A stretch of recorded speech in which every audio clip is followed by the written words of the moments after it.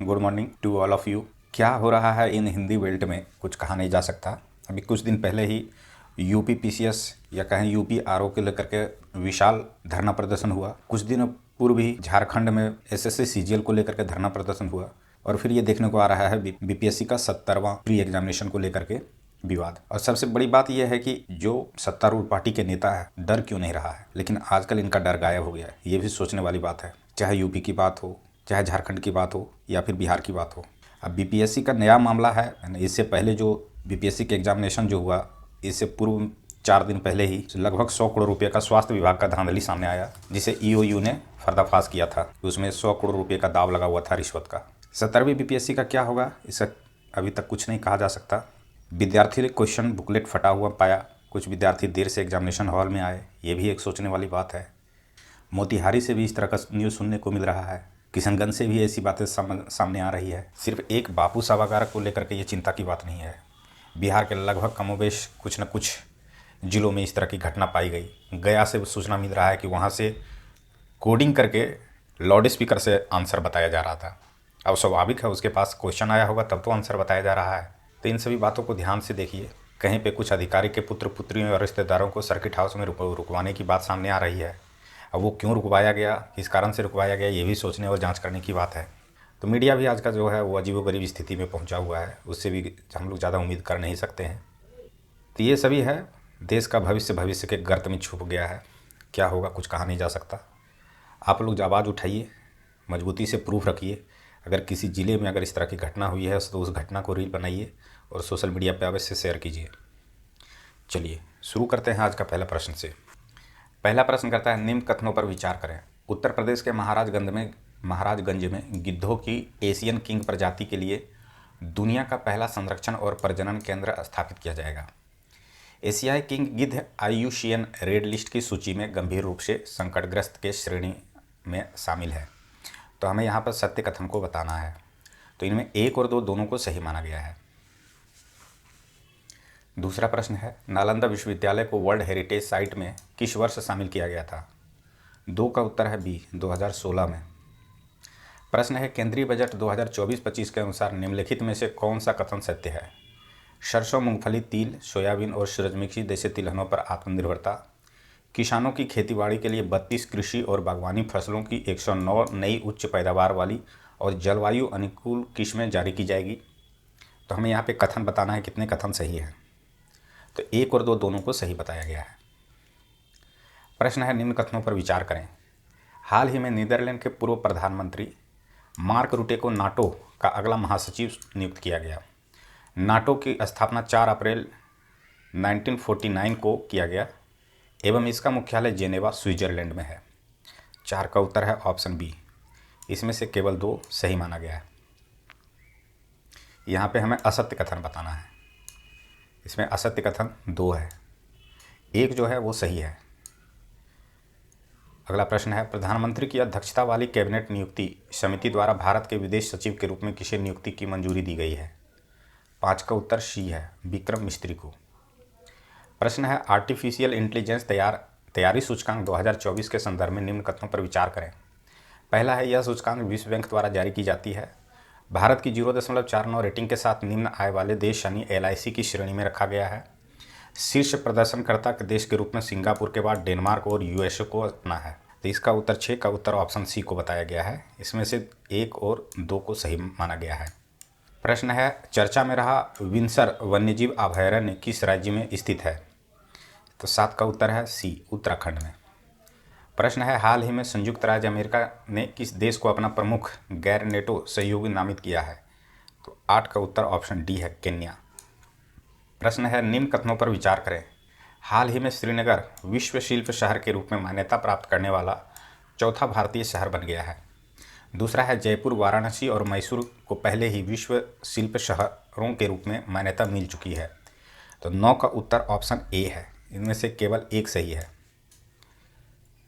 प्रश्न है, विश्व निवेश रिपोर्ट 2024 के संदर्भ में निम्न कथनों पर विचार करें। यह रिपोर्ट विश्व बैंक द्वारा जारी किया जाता है। प्रत्यक्ष विदेशी निवेश के मामले में भारत वर्ष 2022 में 8वें स्थान से फिसलकर 2023 में 15वें स्थान पर आ गया। रिपोर्ट के अनुसार वर्ष 2023 में भारत में प्रत्यक्ष विदेशी निवेश यानी एफडीआई 28% से घटकर 43 बिलियन डॉलर हो गया। तो हमें यहाँ पर सत्य कथन को बताना है। तो 10 का सिर्फ बताया गया है कि 20 सही है, 2 सही है ना। प्रत्यक्ष विदेशी निवेश के मामले में भारत वर्ष 2022 में 8वें स्थान से फिसलकर 2023 में 15वें स्थान पर आ गया है। सिर्फ ये कथन सही है। प्रश्न है 18वीं लोकसभा चुनाव के संदर्भ में निम्न कथनों पर विचार करें। तो 11वां का उत्तर ऑप्शन सी बोला गया है ना। 3 सही है। ओम बिरला 2 बार है ना लोकसभा अध्यक्ष निर्वाचित होने वाले 6ठे अध्यक्ष हैं, है ना। ये कथन सत्य है, बाकी सभी असत्य कथन है। प्रश्न है हाल ही में भारत सरकार के शिक्षा मंत्रालय द्वारा राष्ट्रीय परीक्षण एजेंसी एनटीए के माध्यम से परीक्षा को पारदर्शी, सुचारू और निष्पक्ष कराने हेतु इनकी अध्यक्षता में एक समिति का गठन किया गया है। तो 12 का उत्तर ऑप्शन सी है, डॉक्टर के राधाकृष्णन। प्रश्न है निम्न कथनों पर विचार करें। तो यहाँ पर तो हमें विचार करना ही है। कहता है कि इसमें से सत्य कथन कौन सा है। तो 13 का ऑप्शन बी कहता है कि केवल 2 सत्य है, यानी कि थाईलैंड जो है समलैंगिक विवाह की मंजूरी देने वाला दक्षिण पूर्व एशिया का पहला देश बन गया है ना। ये कथन सत्य है। अगला प्रश्न देखते हैं। हाइड्रोन परियोजना यानी हाइड्रोन प्रोजेक्ट में हाइड्रोन का पूर्ण विस्तार है, इसका फुल फॉर्म हमें बताना है। तो इसका सी बोला गया है, high the throughput optical network demonstration system. अगला प्रश्न है निम्न कथनों पर विचार करें। बिल्कुल विचार करेंगे। तो पहला है कि 50वें G7 शिखर सम्मेलन अपुलिया इटली में संपन्न हुआ। G7 के सदस्य के रूप में भारत भी एक देश है। G7 का प्रथम शिखर सम्मेलन 1975 में आयोजित किया गया था। तो 15 का उत्तर ऑप्शन बी है। इनमें जो सत्य कथन बताया गया है 1 और 3 को बताया गया है ना। दूसरा जो है वो गलत है। अगला प्रश्न है चर्चा में रहे थारिश ज्वालामुखी का संबंध किस ग्रह से है। तो 16 का उत्तर ऑप्शन ए है, मंगल ग्रह से। थारिश ज्वालामुखी का संबंध मंगल ग्रह से है। असत्य कथनों का चयन करें। तो यहाँ पर बताया गया है 17 का ऑप्शन ए है ना, असत्य कथन। नारंगी सैन्य स्टेशन गुवाहाटी असम प्लास्टिक कचरे के से सड़क निर्माण करने वाला देश का दूसरा सैन्य स्टेशन बना है, ये गलत है। बाकी बात ये तीनों सही है। हाल ही में लेफ्टिनेंट जनरल NS राजा सुब्रमणी को भारत के अगले थल सेना उप प्रमुख के रूप में नियुक्त को मंजूरी मिली है। नाम याद रखना है, जनरल NS राजा सुब्रमणी को। फिर है झारखंड के जामताड़ा जिले में कास्ता कोयला ब्लॉक में भूमिगत कोयला गैसीकरण के लिए भारत की पहली पायलट परियोजना की शुरुआत की गई है, ये भी सही है। विक्रम मिस्त्री भारत के 35वें विदेश सचिव होंगे, ये भी सही है। प्रश्न है निम्न कथनों पर विचार करें। हाल ही में यूनेस्को द्वारा केरल के कोझिकोड शहर को भारत का पहला सिटी ऑफ लिटरेचर घोषित किया गया। दूसरा है हाल ही में केंद्र सरकार द्वारा उत्तराखंड के जोशीमठ नगर का नाम बदलकर कैंची धाम रखने का प्रस्ताव को मंजूरी दी गई। तो 18 का ऑप्शन सिर्फ एक सही है ना, ये सही है। प्रश्न है किस देश की सरकार ने अंतरिक्ष मैत्री मिशन के अंतर्गत इसरो की वाणिज्यिक शाखा न्यू स्पेस इंडिया लिमिटेड के साथ 18 मिलियन डॉलर के समझौते पर हस्ताक्षर किया है। तो 19 का ऑप्शन बी सही है, ऑस्ट्रेलिया।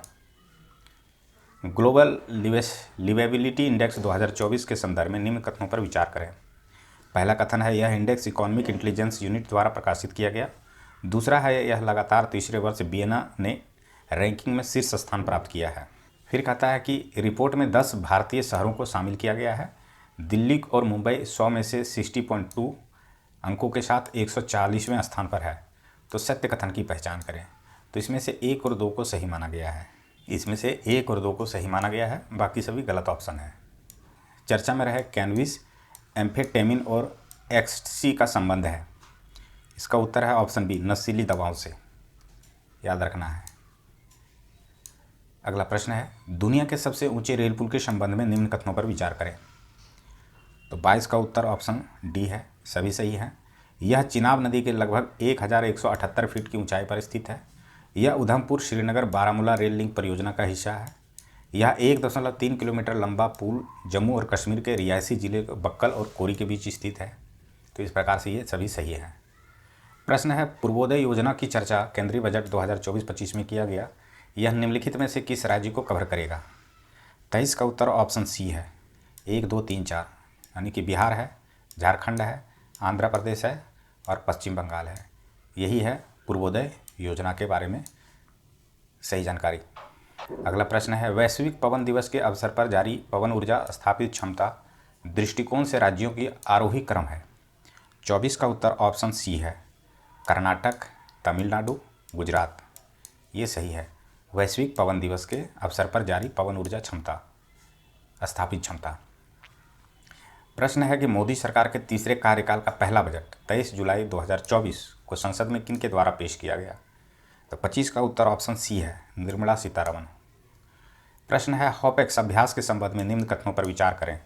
पहला है, यह भारतीय और मिस्र की नौसेना के मध्य संयुक्त अभ्यास है। दूसरा है, यह अभ्यास चौथा संस्करण है। 26 का उत्तर ऑप्शन बी है। इसमें से केवल 2 सही है ना, ये केवल 2 सही है। प्रश्न है, हाल ही में खबरों में रहा नागशास्त्र वन क्या है। तो 27 का उत्तर ऑप्शन बी है, मानव पोर्टेबल आत्मघाती ड्रोन।